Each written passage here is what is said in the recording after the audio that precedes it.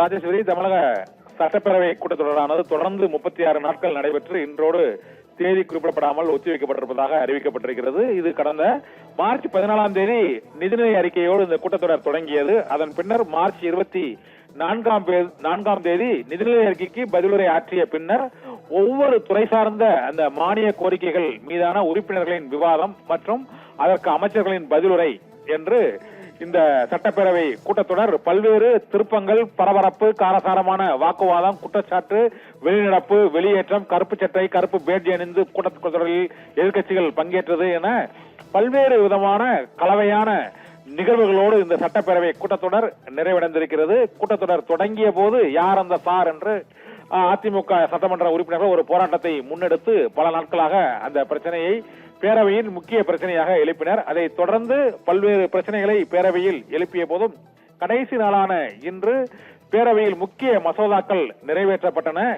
இதற்கு முன்னதாக காவல்துறை மானிய கோரிக்கையில் முதலமைச்சர் அளித்த பதிலுரைக்கும் இன்று எதிர்க்கட்சித் தலைவர் எடப்பாடி பழனிசாமி அந்த பதிலுரையை புறக்கணித்து விட்டு அவைக்கு வராமல் இருந்தாலும் முதலமைச்சர் அந்த உரையின் நிறைவில் குறிப்பிட்ட 2026ஆம் ஆண்டிலும் இங்கு 2.0 மாடல் ஆட்சிதான் தொடரும் என்று அவர் கூறியிருந்த சூழ்நிலையில் இப்போது 2.0 லோடிங் என்று முதலமைச்சர் மு க ஸ்டாலின் தெரிவித்திருந்ததற்கு பதிலடியாக இனிமேல் ஏடிஎம்கே வெர்ஷன் தான் எப்போதும் என்றும் ஸ்டாலின் பை பை என்றும் அந்த முதலமைச்சரின் பதிலுரைக்கு அவர் பதிலளித்திருந்தார். இதனால் இந்த கூட்டத்தொடரில் தொகுதி பிரச்சனைகள் மற்றும் மக்களின் பிரச்சனைகள், மேலும் முக்கிய மசோதாக்கள், கடன் கட்டாயமாக கடனை வசூலித்தால் அவர்களுக்கு 5 ஆண்டுகள் வரை சிறை தண்டனை அளிக்க வகை செய்யும் சட்ட மசோதா, இது தவிர அசல் பத்திரங்கள் இருந்தால் மட்டுமே அந்த பத்திரத்தை பதிவு செய்ய இயலும் என்பது உள்ளிட்ட பல்வேறு முக்கிய மசோதாக்களும் இந்த கூட்டத்தொடரிலேயே நிறைவேற்றப்பட்டன. இது தவிர பல்வேறு தனி தீர்மானங்களும், கச்சத்தீவை